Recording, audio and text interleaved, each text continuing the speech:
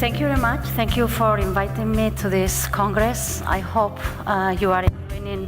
Oh, it's okay? Mm-hmm. I hope you are enjoying the days in Madrid. The weather is nice, so hopefully you can also spend some time knowing Madrid. Let me start with my first message before I have to do something here. Let me start with my first message here, which is that we facility managers are different now and much better. So this means that we are not the ugly duckling anymore, and now we are the beautiful swan. We emerged years ago from other functions in the companies, HR, marketing, finance, and we were part of other functions. But little by little, the companies decided to create our business function. I remember when I became a workplace lead in Spain, it was difficult to explain my role, even to my 4 children. Anyone from HR or marketing had to explain his own responsibilities because it was very obvious. But we always had to explain the meaning of being workplace lead, facilities manager, etc. The separation was clear at that time, and in my opinion was mainly motivated because workplace managed the biggest budget in the organizations after HR. And from that moment, we were mainly focused on saving initiatives. We were focused on moving our offices from the center to the periphery. We were focused on implementing hoteling or implementing remote work activities programs to reduce the size of the space. And I think being workplace leads, we were almost sure that we were right implementing this kind of initiatives. But I believe that sometimes we missed the entire context. Now, what I believe is that we are extremely important function for all the companies, not only because we are managing a big budget. Now we understand the context, we understand our role, people and organizations understand and need very good, solid workplace leads. We don't have to explain anymore our responsibilities to anyone because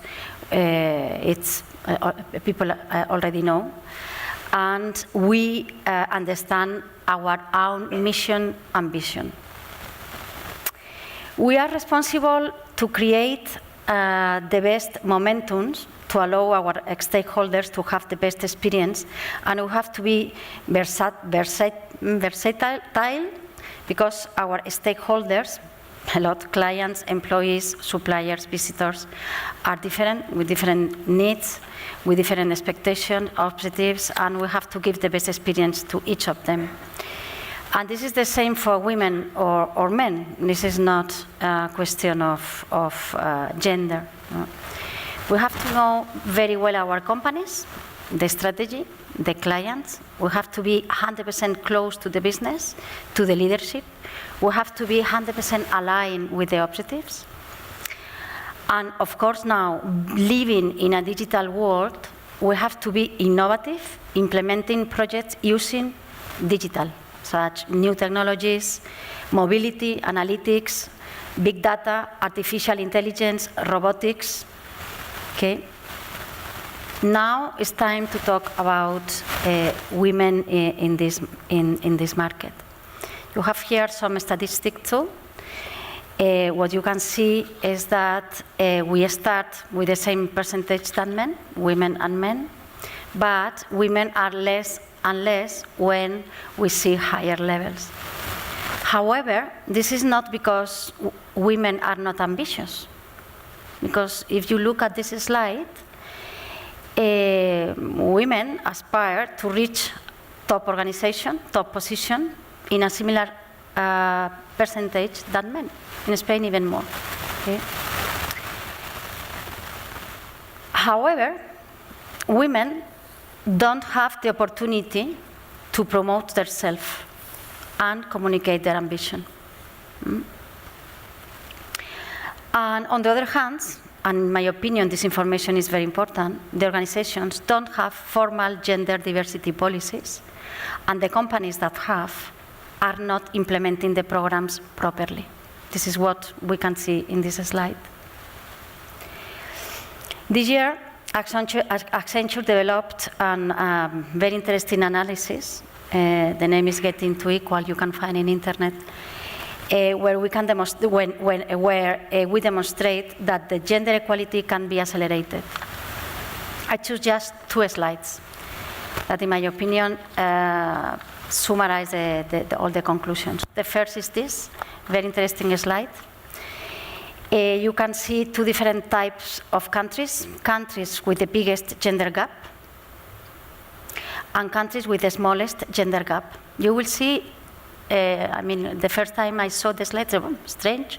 No? Some countries to the left, some countries to the right, but this is the real situation. And we also include the digital fluency score by men and women. So the conclusion is that having women's digital fluency, the gender gap is smaller.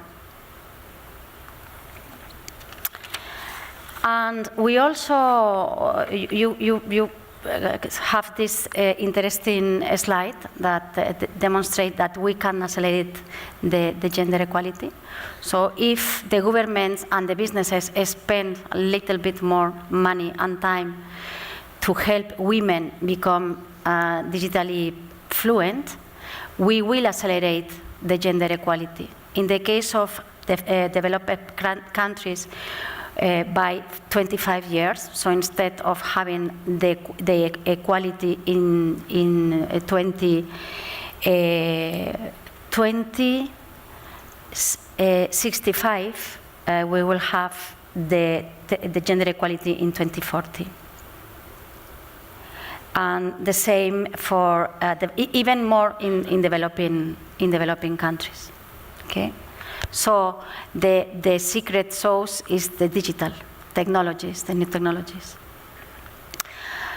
And finishing, the new, being women or men, the new facility management role has to have all these characteristics. We have to be very well prepared. We have to have a strategic vision. We have to understand the business. We have to be very close to the top leadership. We have to have good communication skills.